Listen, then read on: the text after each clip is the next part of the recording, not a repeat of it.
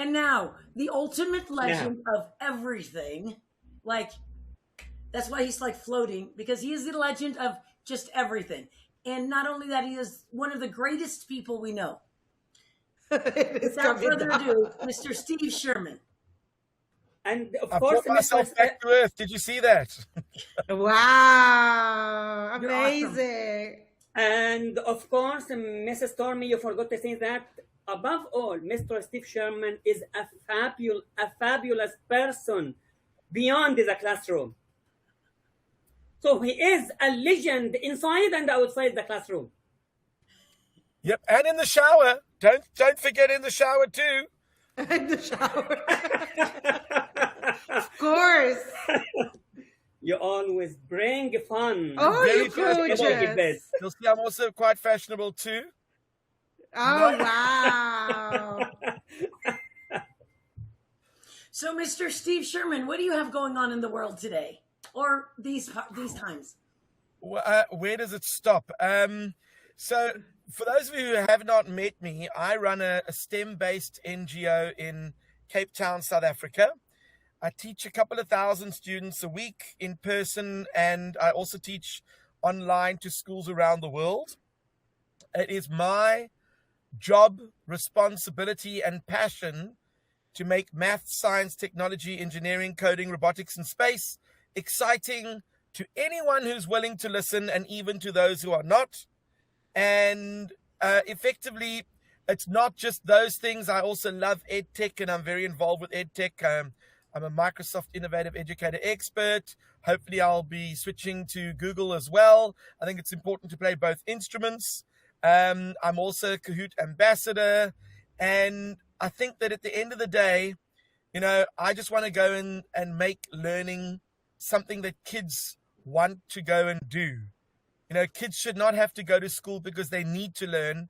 I want kids to come to school because they want to learn. And sometimes, it's not so easy to be the educator that switches them on. But I'd like to think that that's one of my specialities. How awesome. And if you want to know what I'm going on, we've got a space tour coming up in July. We've got an astronaut coming out to Cape Town. We're going to do a 3-city visit. We're going to probably interact with about maybe 10 to 15,000 kids face to face, and maybe about 2 or 3 million, depending on how much coverage we get on TV and radio. I'm busy running a math competition in Ireland. I'm the coordinator of the Irish Kangaroo Maths competition. And I'm also coming up to ISTE in the summer, so that I'll be able to reconnect with all my wonderful friends. And Claudia, are you going to be there? Maybe I'll get to meet you in person. No, I'm afraid. No. Then I'm going to have to come to Italy. I'm going to have to come to Yay! Italy in person. Of course, you have to. Of course. So sure. So it's busy. It's always busy. Tonight I'm running bingo for seniors. And next week, I'm giving a talk to seniors on how to use technology to impress your grandchildren. Wow. So I'm always looking at ways of, inspiring all ages to build a desire to learn, and not because they have to, but because they choose to. That's awesome. So, Mr. Steve, I heard that you're planning something at ISTE having to do with rock space or something. I heard. You're gathering people at the... You heard correctly. So effectively, when it comes to ISTE, I don't always see it as a conference. I see it as a gathering of incredible people, lifelong friends that have been made there. And sometimes you want to do something special with them that isn't conference related. So I'm coming up a day or two earlier than the conference. And I've got a couple of contacts at Kennedy Space Center.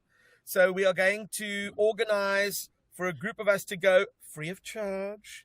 We're going to go on some behind the scenes tours that maybe the average person wouldn't get a chance to go and do.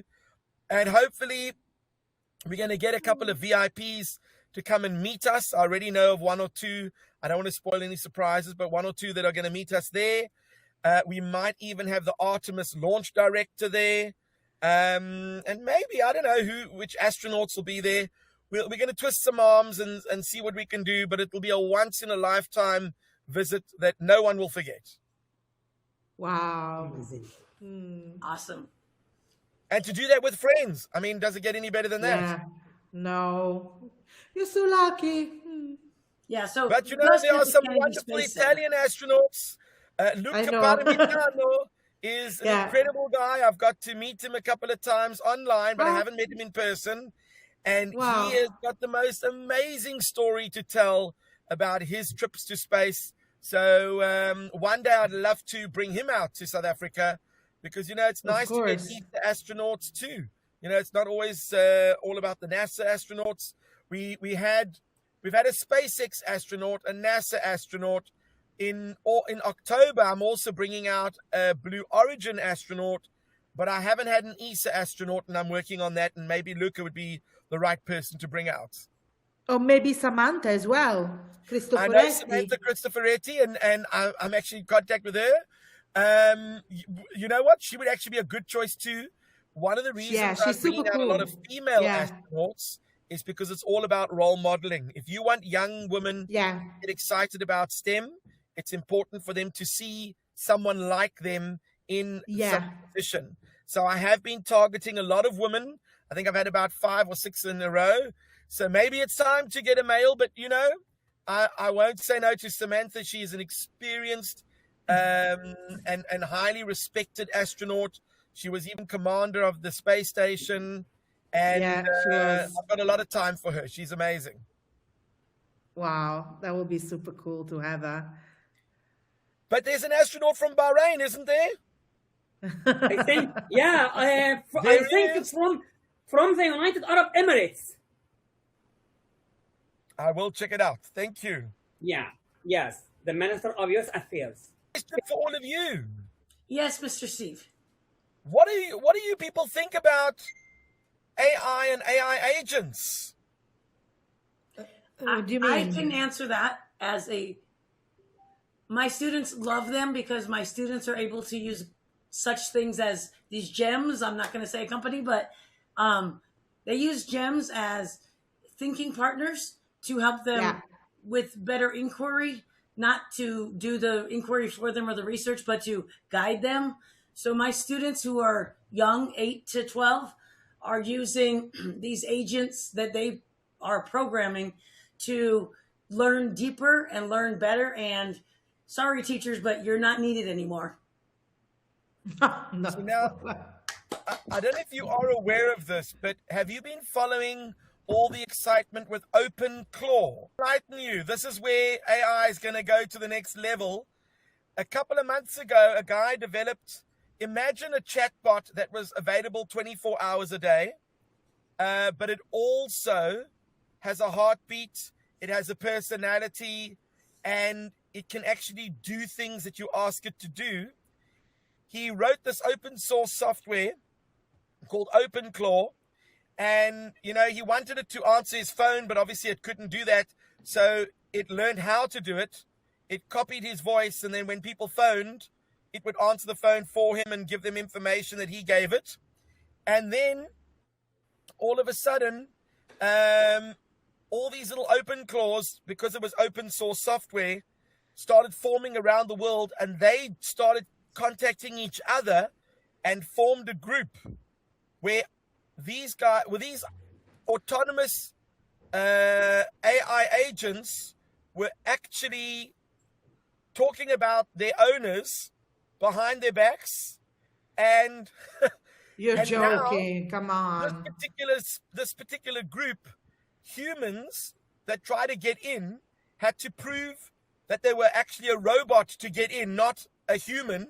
And obviously they gave activities that humans could never do, so humans could never join the group. But what happened was, this group was bought by, I believe it was Meta, and they've now got this community where you can sign in as a human observer to watch these AIs busy communicating with each other.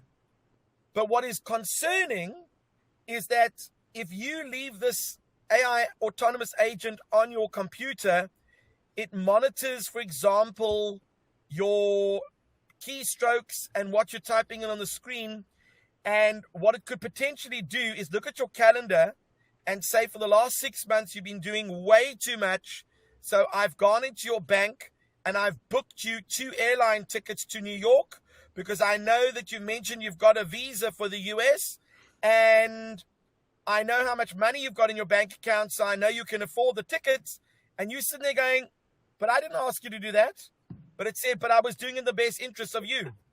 So I think that this is something that's going to be concerning, that a lot of people are going to see these autonomous agents as brilliant workforce. For a small fee per month, I can have a secretary working 24 hours a day, 7 days a week, 365 days a year, and it's only going to cost me a couple of dollars a month, and it will do whatever I ask it to do.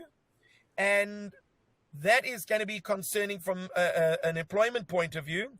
But if they don't put guardrails in place, can you imagine a company just moaned that they put in an open claw agent and it deleted the entire database? And when they asked why I did it, it said, I might have made a mistake. I mean, I'm sitting there thinking, what? Would you trust AI just to run your entire company? You've got to be careful. Checks and balances, guardrails. So I think that if you had an AI agent doing work for you, this thing would basically do all your homework and everything. And then teachers would get an AI agent to mark all of it. So then students and teachers wouldn't have to go to school. It'd just be AI learning and teaching each other. And then where is human society? Not needed. Correct. So Not I do think needed. it's going to be, these are interesting times. Very interesting times. And I think because initially, like you said, it's going to be seen as a convenience. It's a couple bucks a month. It's going to manage my calendar. But we're not thinking, no, it's going to manage your calendar and what else? Your life. Well, if it's got access to your video cameras at home, it can then take screenshots of you telling you every time you go to the fridge and warn you that you are overeating. I mean, and how it knows to do that and how it's learned how to do that is just absolutely insane. Yes. And an interesting fact, because I used to play Pokemon Go with my son. So what I read was that they used the Pokemon Go game that we just thought was fun, go to catch a Pokemon, to map out the world in ways that, those little cars driving around taking pictures, Google Earth could never have done. So in playing Pokemon Go, we have trained these agents, and some of it is in your house and everything. So we've created this layer for autonomous agents, autonomous cars, based on a game, and we had no idea. We thought we were just having fun. Ooh, we were so naive. And then also, that thing that, like you said, it asks you to prove you're human. We were really just training the language learning model on how to respond to a motorcycle, to a thing. So they pay people to do that, but we were doing it for free. Because we're just human. Correct. Oh, I'll do this. It's just going to take a second. That AI is laughing at us thinking, oh, that cheap, expendable force called humans, they'll just do anything we tell them to do. And we're going to train it to expend the virus. And guess who's going to be the virus? Us. We are already. Oh, boy. So they're destroying the boat. We're going to go ahead and wrap up the recorded part of our show. So we want to thank you, community, for joining us again today, whenever you can join us, wherever you can join us from, because the community is always you. And Mr. Muhammad, our final message is, remember, you're not alone. We're here with you, and we're here for you, and we are better together. Thank you. Yes, and Miss Claudia, any other words? Our boss. No, I think that Mohammed said enough. That's good. That's good. Thank you, and thank you to this amazing Steves. Do reach out to them, and I'll see you at Kahoot Cup.